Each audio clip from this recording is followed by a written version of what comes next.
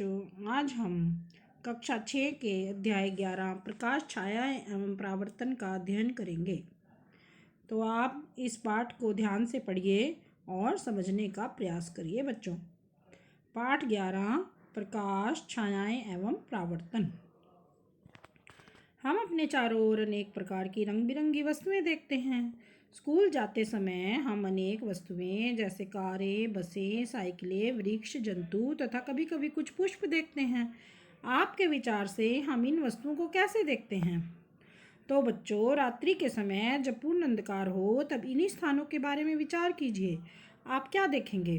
मान लीजिए रात्रि के समय आप पूर्णतः अंधेरे कमरे में जाते हैं। क्या आप कमरे में रखी हुई किसी भी वस्तु को देख पाते हैं?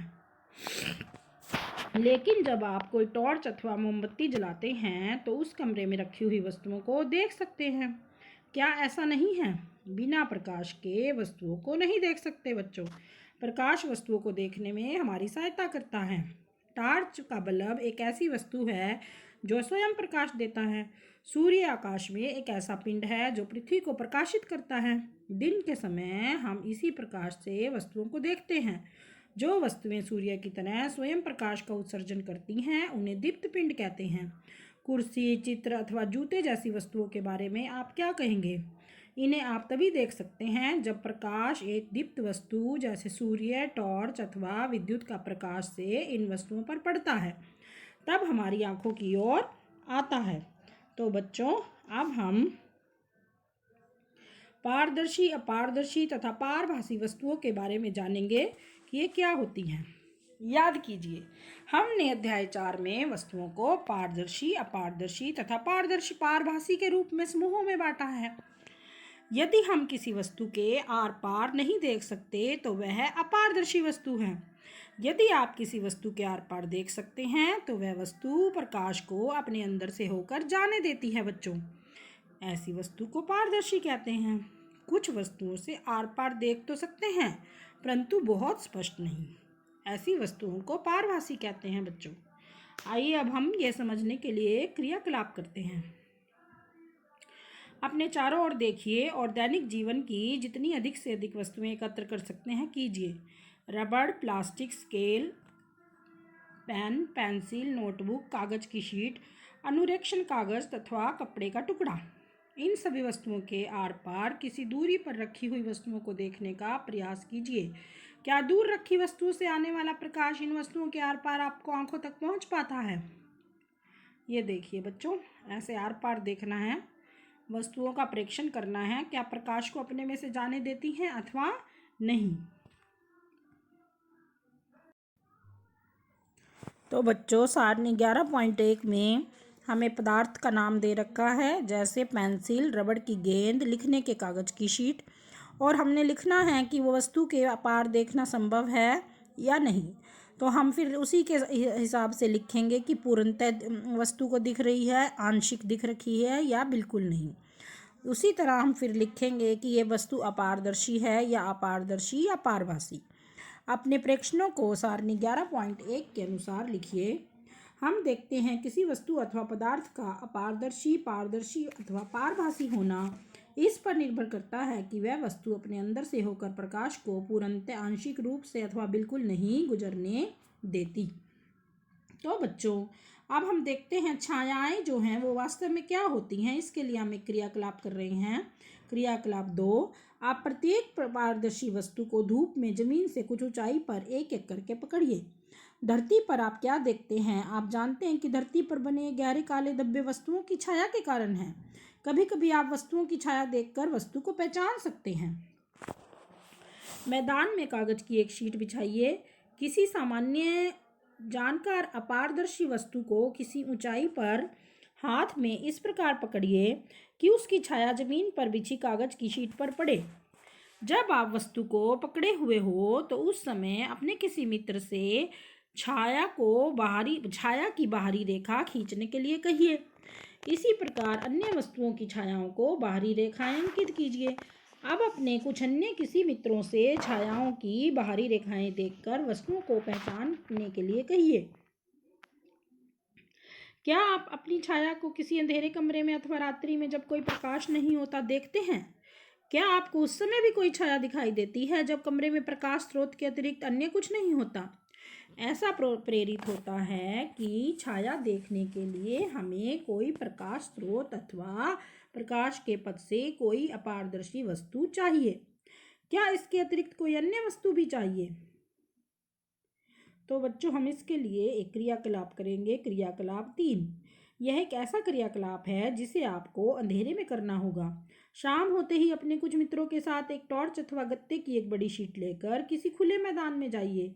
टॉर्च को जमीन के समीप ले जाकर ऊपर की ओर इस तरह से जलाएं जिससे टॉर्च का प्रकाश आपके मित्र के चेहरे पर पड़े। अब आपके पास प्रकाश स्रोत तथा प्रकाश के पथ के अनुदिश एक अपारदर्शी वस्तु आपका मित्र है। यदि आपके मित्र के पीछे पेड़, इमारत अथवा कोई अन्य वस्तु न हो तो क्या तब भी आपको अपने मित्र के सिर की छाया दिखाई देगी? इसका अर्थ यह नहीं है बच्चों कि वहाँ छाया नहीं है।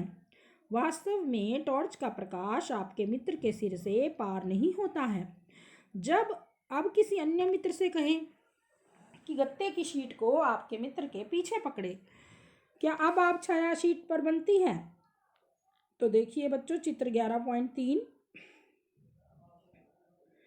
और ये देखिए बच्चों, छाया बना के दिखा रखी है 11.4 में, हाथों से बनी कुछ जंतुओं की छायाएं।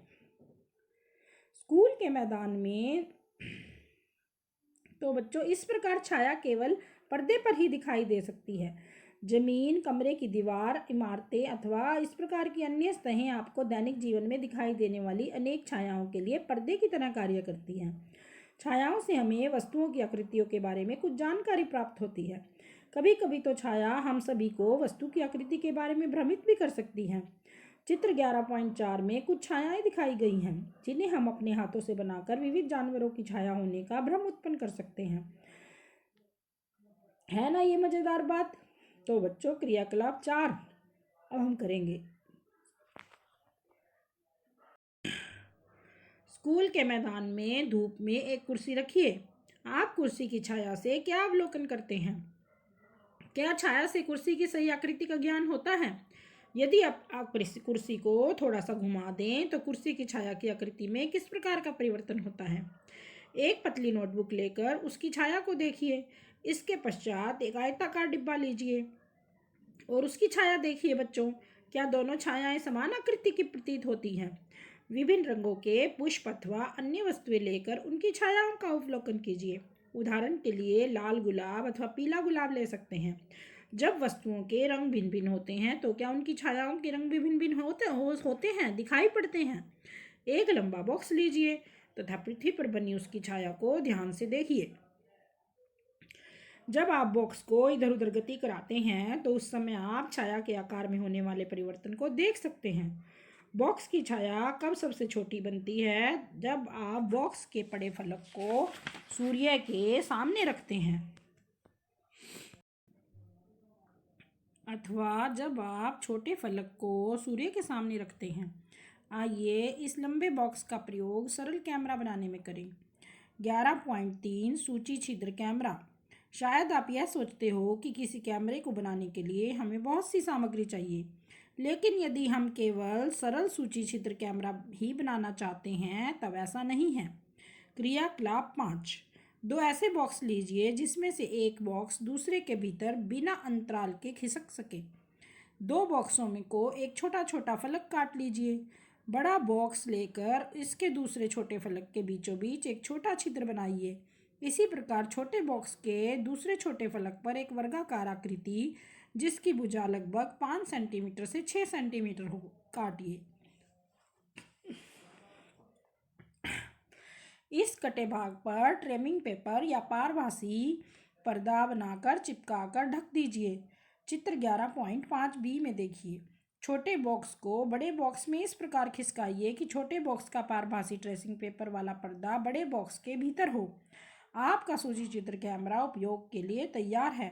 सूची चित्र कैमरा लेकर एक छोटे बॉक्स के खुले हुए सिरे से देखें तथा सूची चित्र कैमरे को, ये देखिए बच्चों, ABC, ये सूची चित्र कैमरा बनाया गया है।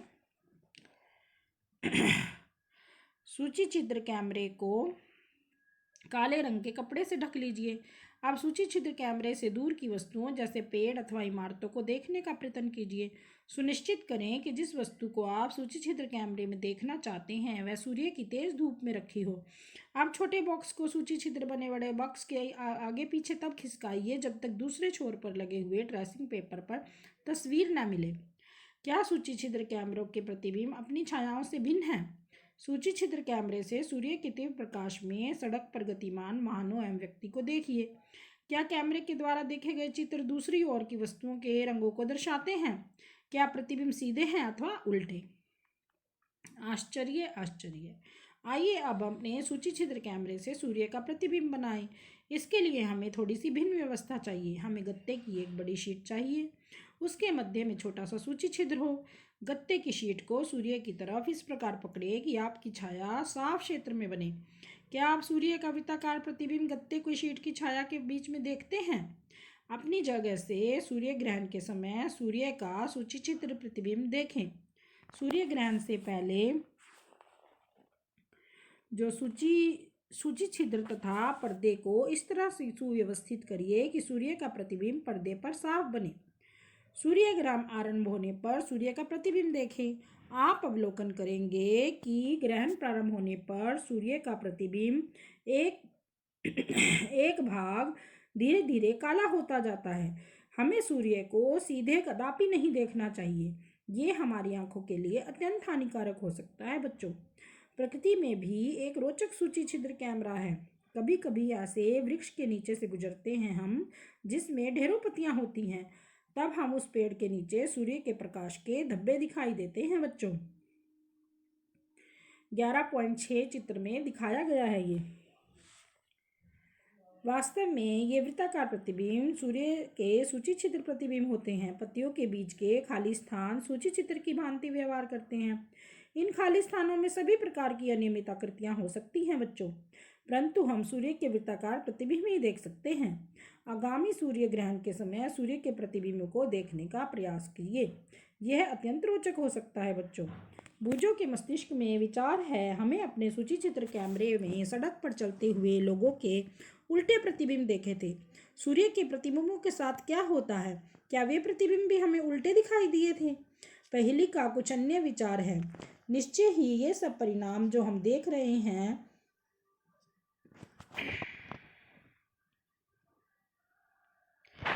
जैसे छायाओं का बनना सूची छिद्र प्रतिबिंब तथा तभी संभव है जब प्रकाश केवल सरल रेखा में गमन करे। क्रियाकलाप 6। आइए पाइप का छोटा टुकड़ा अथवा रबड़ की लंबी नली लें। कमरे में एक तरफ एक मोमबत्ती जलाकर मेज के ऊपर रखें। आप कमरे में दूसरी तरफ खड़े होकर आप पाइप से मोमबत्ती देखें। क्या मोमबत्ती दिखाई देती है? जब आप मोमबत्ती को देख रहे हैं तब आप मोमबत्ती को पाइप को थोड़ा सा मोड़िए। क्या आप मोमबत्ती दिखाई देती है? बच्चों, पाइप को अपने दाईं या बाईं ओर घुमाइए। क्या अब आप मोमबत्ती को देख सकते हैं? आप इससे क्या निष्कर्ष निकालते हैं? यह दर्शाता है कि प्रकाश एक सरल रेखा में गमन करता है। क्या ऐसा नहीं है? इस कारण जब कोई अपारदर्शी वस्तु इसे रोकती है तो उस वस्तु की छाया बनती है। बच्चों, दर्पण तथा परावर्तन। हम सभी घर पर दर्पणों का प्रयोग करते हैं। आप दर्पण में अपने चेहरे को देखते हैं। जो आप देखते हैं वह दर्पण में आपके चेहरे का परावर्तन है। बच्चों, हम दर्पण के सामने रखी हुई वस्तुओं का परावर्तन भी दर्पण में देखते हैं। कभी कभी हम झील अथवा तालाब के पानी में पेड़ों, इमारतों तथा अन्य वस्तुओं का परावर्तन देखते हैं। बच्चों, क्रियाकलाप 7 करेंगे। इसके लिए यह क्रियाकलाप रात्रि के समय अथवा अंधेरे कमरे में किया जाना चाहिए। अपने किसी मित्र से वह कहिए कि वह एक हाथ में दर्पण लेकर कमरे के कोने में खड़ा हो जाए। एक हाथ में टॉर्च लेकर आप कमरे के दूसरे कोने में खड़े हो जाएं। टॉर्च के कांच को अपनी उंगलियों से इस तरह ढक लीजिए ताकि टॉर्च को जलाएं और किरण पुंज प्राप्त करने के लिए अपनी उंगलियों के बीच कुछ जगह छोड़ें। प्रकाश पुंज को बच्चों जब आपके मित्र द्वारा पकड़े हुए दर्पण पर डालेंगे, क्या आप दूसरी तरफ प्रकाश का धब्बा देखते हैं? अब टार्च की दिशा इस प्रकार समायोजित कीजिए कि प्रकाश का धब्बा कमरे में खड़े किसी दूसरे मित्र के ऊपर पड़े। यह क्रियाकलाप हमें सुझाता है कि दर्पण अपने ऊपर पड़ने वाले प्रकाश की दिशा को बदल देता है। यहाँ वर्णन किया गया क्रियाकलाप यह दर्शाता है कि सरल रेखा के अनुदिश गमन करता हुआ प्रकाश दर्पण से परावर्तित हो जाता है। क्रियाकलाप 8। एक बड़ी थर्मोकोल की शीट के एक किनारे पर एक कंघी तथा दूसरे किनारे पर चित्र 11.9 में दर्शाए अनुसार एक दर्पण लगाइए। दर्पण तथा कंघी के बीच कागज की गहरी रंगीन शीट बिछाइए। इसे सूर्य के प्रकाश में रखिए अथवा कंघी के सामने टॉर्च से प्रकाश की किरणें डालिए। देखिए बच्चों, 11.9 में सरल रेखा में चलता हुआ ये दर्पण से परावर्तित होता हुआ प्रकाश दिखाई दे रहा है। क्या आप अवलोकन करते हैं? क्या आप चित्र 11.9 में दर्शाए जैसा पैटर्न प्राप्त करते हैं? इस क्रियाकलाप से हमें ज्ञात होता है कि प्रकाश किस प्रकार गमन करता है तथा यह किस प्रकार दर्पण से परावर्तित होता है बच्चों। तो इसी के साथ हमारा ये अध्याय यहीं समाप्त होता है बच्चों। आप इसको ध्यान से समझिए और इसका अध्ययन करिए। फिर मिलेंगे अगली वीडियो में। धन्यवाद।